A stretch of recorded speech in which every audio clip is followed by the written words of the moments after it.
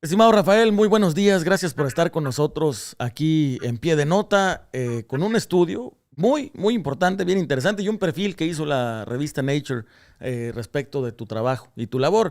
Me gustaría que empezaras por contarnos cómo iniciaste esta investigación y digamos cuál es la metodología que utilizaste para estimar el número de empleados por el crimen organizado en México. ¿Qué tal? Buenos días, un saludo a ti, Laia, y a la audiencia. Pues tal vez un poco platicarte de mí al principio, porque por qué es que de repente me suelto a echar unas ecuaciones de cárteles.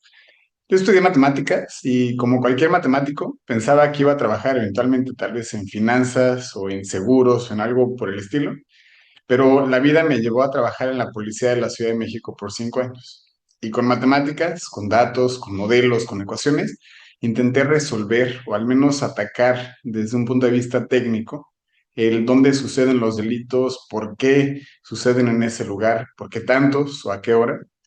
Y posteriormente es un doctorado en matemáticas y crimen en Londres. La verdad es que yo cuando me fui de México me iba con la idea de que estábamos pasando por un momento muy violento en la historia de México y que las cosas iban a mejorar. Era 2012, cambiábamos de un gobierno a otro y yo pensé, bueno, pues tal vez la llegada del nuevo gobierno algo nos va a traer. Y la verdad es que pasaron 10 años y ahora 2012 se ve como un año hasta deseable en la cantidad de homicidios y en la violencia que teníamos.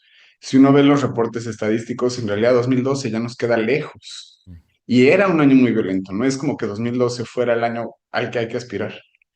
Y eso me llevó un día a escuchar, digamos, la mañanera de López Obrador y escuchar lo que está pasando después de que hay un homicidio muy grande entre un grupo del cártel y otro grupo del cártel, es simplemente ajuste de cuentas. Y López Obrador usa el término ajuste de cuentas. A mí honestamente me hace memoria ese momento y yo pienso, pues es que justo de cuenta, se lo escuché también al presidente anterior y al presidente anterior y a todos los gobernantes y de todos los partidos y de todos los colores. ¿Cómo es que pueden seguir ajustando cuentas? ¿Que no en algún momento se tendría ya que ajustar esa cuenta que están ajustando? Entonces pensé, bueno, imaginémonos que el cártel es como una incógnita, como de esas ecuaciones que manejábamos en secundaria.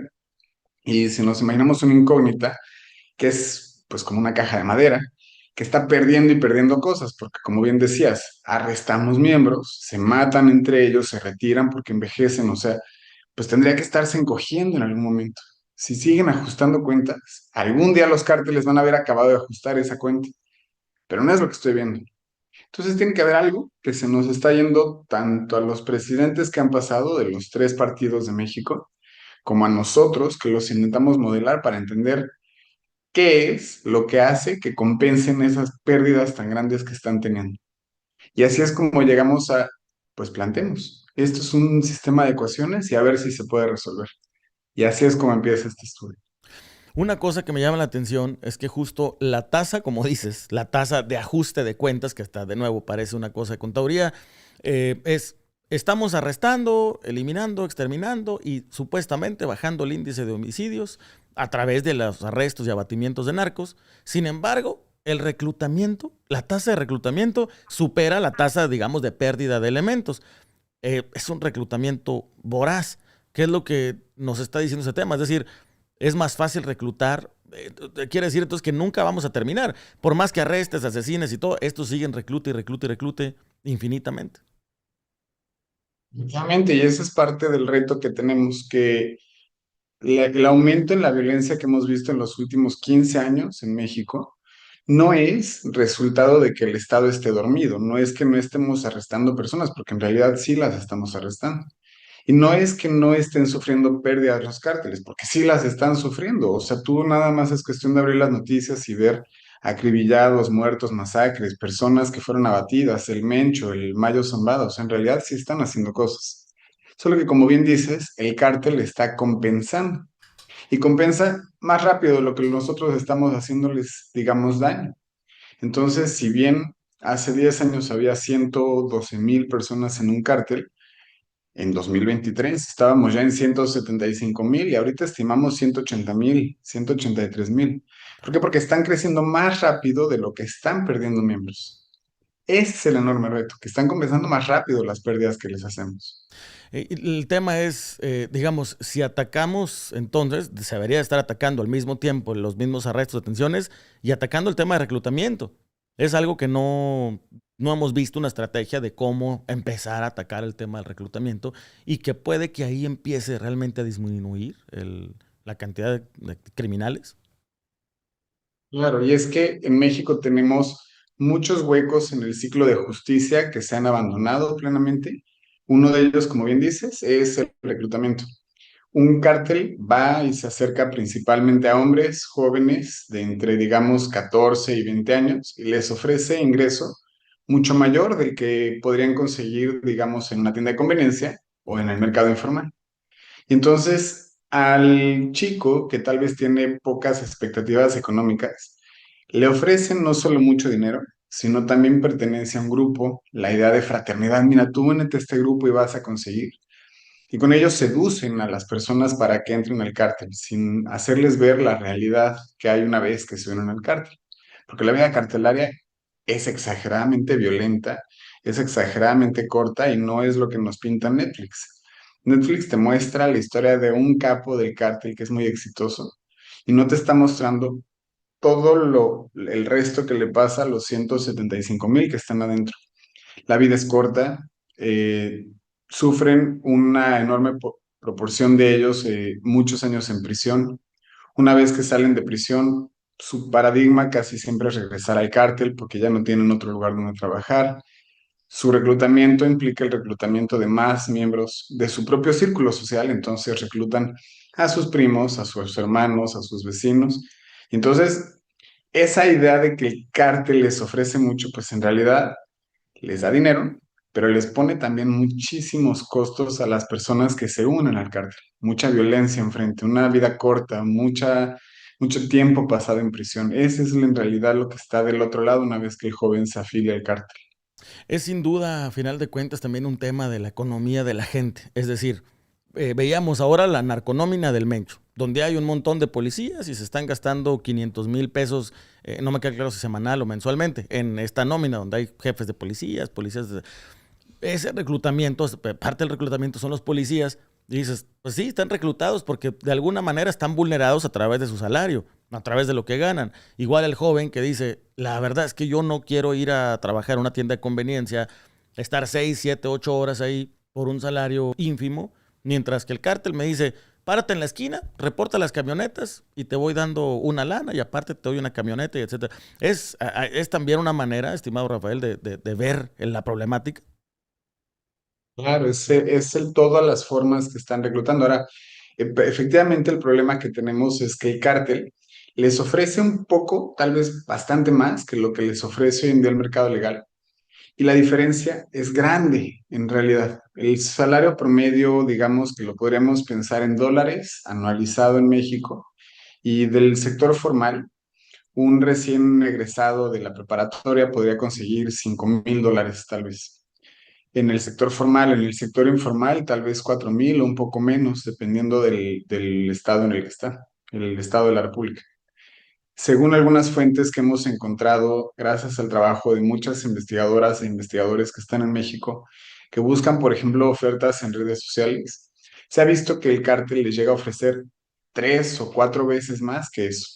Entonces, la oferta que reciben del cártel es muy grande en comparación a lo que les ofrecemos nosotros. Ahora, de este lado, lo que les ofrece la sociedad, podemos agregar el componente de programas sociales importantísimo, porque es esa herramienta con la cual nosotros, por fin en 2018, pusimos un tema importantísimo a nivel nacional, que es justicia, equidad y primero a los pobres. Fantástico y en papel suena muy bien, pero tiene un reto muy importante. Al hacer los programas sociales como los diseñamos en México de manera tan universal y tan generalizada, el número de beneficiarios es gigantesco y entonces el programa social es muy chiquito.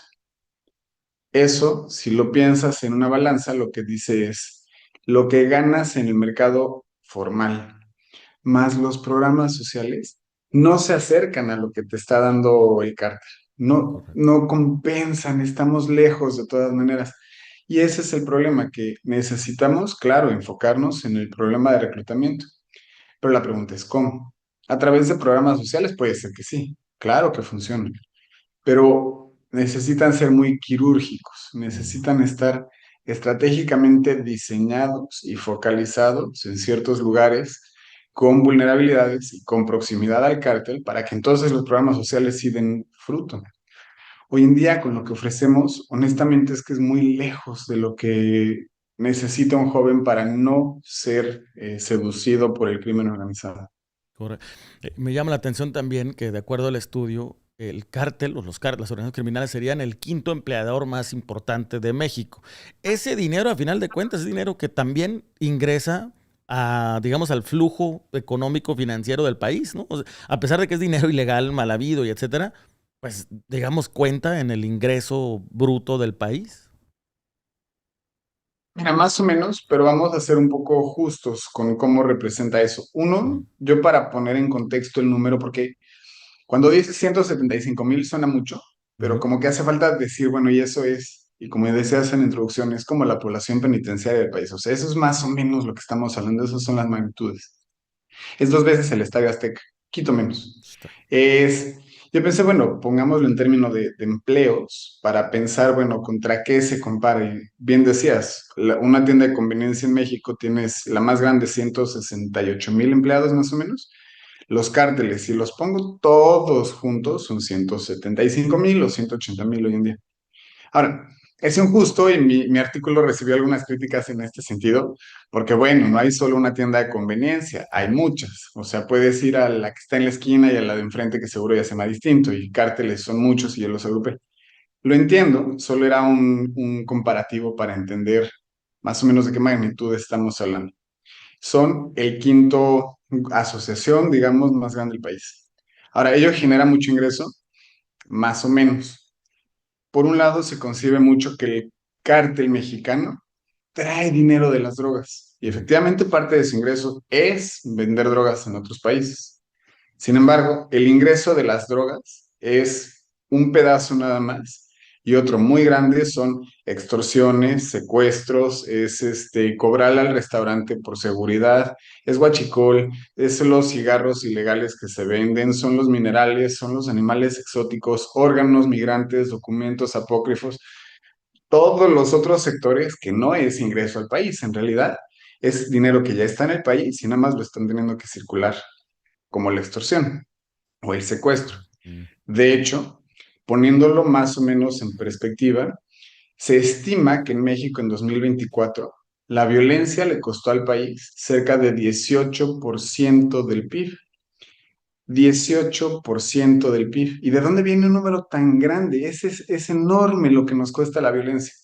Bueno, pues un pedazo es todas las vidas, los 30,000 homicidios que se pierden, que hay 30,000 homicidios al año más o menos, pues esa vida productiva se dejó de tener en México y eso nos cuesta.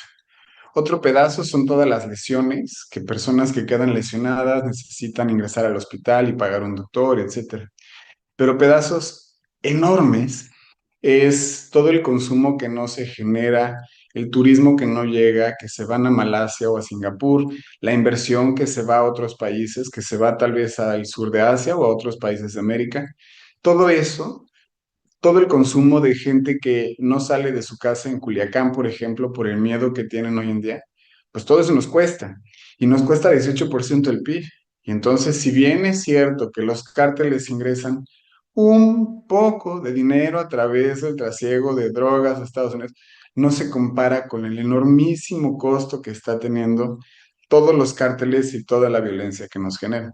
Correcto, pues, tiene mucho sentido esa tasa. Es decir, cuando se dice, si eliminas los cárteles, se deja una buena parte de la economía y bla, bla, pero si lo pones en contexto, dices, no, verdaderamente nos están costando 18% del PIB, que es un dineral, pues en términos reales de dinero. Rafa, quiero preguntarte una cosa más, que ser respetuoso de tu tiempo, pero otra cosa que nos llama la atención en términos numéricos y en términos estadísticos vemos el número de homicidios, supuestamente están descendiendo, seguimos muy por encima de lo que vimos en lo que pensamos que era una de las peores épocas, 2012, pero no sabemos, tenemos la interrogante del número de desaparecidos.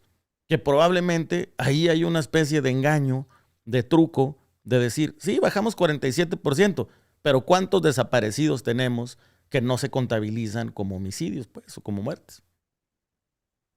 Mira, efectivamente, la estadística criminal yo creo que es uno de los puntos más álgidos del gobierno, pero del gobierno no de este. No creas que este tema es nuevo. Yo trabajé en la Policía de la Ciudad de México por 5 años y te prometo, es así. Es cómo se cuentan y qué se cuentan. Correcto. Son personas que acuden a la Fiscalía o al Ministerio Público a denunciar un delito y la misma Fiscalía los intenta convencer de que no se denuncie, porque si no se denuncia no cuenta. Entonces ya mejor, ¿no? Hay menos delitos.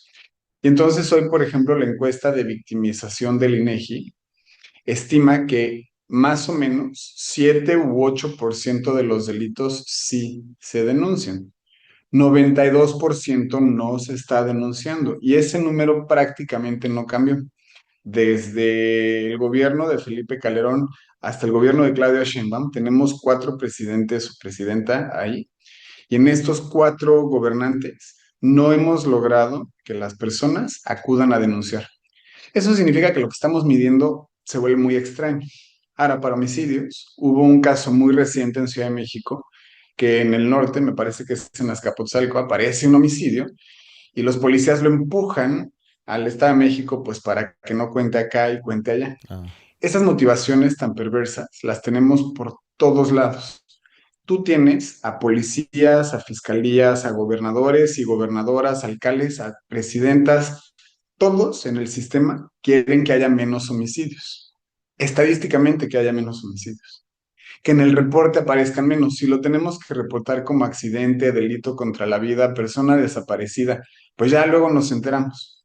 Y entonces yo he visto muy alarmante el número de homicidas, porque el problema es que si uno aumenta y el otro disminuye en más o menos la misma proporción, lo que genera honestamente es desconfianza. Es desconfianza de los números que estoy viendo, desconfianza de los reportes en los que nos podemos basar. Y entonces, desde hace muchos meses, lo que hacemos en el laboratorio en el Complexity Science Hub en Viena es agregar personas desaparecidas más homicidios, que no es correcto porque no estamos hablando del mismo tema, pero eso nos genera un poquito más de confianza respecto al número que estoy viendo. definitivamente. Bueno, pero a final de cuentas no hay un número preciso de desaparecidos. Hay unos que están desaparecidos que 20 años después los encuentran. Hay unos que no los vuelven a encontrar. Es un número verdaderamente interrogante. Estamos pendientes. El gobierno mexicano, la presidenta Claudia Sheinbaum, viene diciendo que ya van a presentar los números, van a presentar los números. Nos presentó hasta una banda de Guapango y no ha presentado los números de desaparecidos y creo que es algo bien necesario ahorita para el país, saber cuál es el número de desaparecidos registrados, al menos. Claro. Y la tendencia para esclarecer si lo que estamos viendo es un genuino descenso en el número de homicidios Sí. o es simplemente una reclasificación entre los distintos delitos. Mm. Porque el problema es que hay muchos que están subiendo. Por un lado, accidentes, delitos contra la vida y personas desaparecidas, 4 tipos de delito con incrementos, con una caída en homicidios que honestamente parece ser menos sustanciosa de lo que nos gustaría ver. Para mí es cuestión de abrir el periódico y ver lo que sucedió hace 2 semanas que cayó el Mencho y Ujú. ver el país en llamas en 250 puntos y que alguien me diga que es que están bajando los homicidios, pues las fosas que comentabas hace un momento, las personas que están siendo desaparecidas día a día, no estoy convencido aún de que haya un decremento tan grande como parecen ser las cifras y ojalá se esclarezca el tema para convencernos a todos de que este es el resultado del programa de seguridad. Definitivamente. Estimado Rafael, ¿dónde la gente puede encontrar tus publicaciones, seguir tu trabajo, ponerse en contacto contigo? Pues mira, soy activo lo más que puedo porque ya sabes que el tiempo es Correcto. un poco restringido en X, antes Twitter, con mi cuenta @Rafael Prieto C. Y lo mismo en LinkedIn me pueden encontrar o en Blue Sky, @Rafael Prieto C. Y en mi sitio web intento poner todos los artículos, los traduzco al español de manera gratuita para que las personas puedan leer un poco más. Y si tienen alguna pregunta, algún comentario sobre el artículo, con gusto les contesto, tan rápido como me es posible contestar muchos correos electrónicos. Pues te agradezco muchísimo el tiempo y si me lo permites, vamos a darte lata más adelante. Creo que es un tema bien interesante ver la delincuencia y el crimen organizado como un fenómeno también matemático desde los números duros. Con mucho gusto, Luis, y gracias de verdad por el espacio y un saludo a la audiencia. Muchas gracias, Rafa. Nos vemos. Hasta luego. Hasta luego.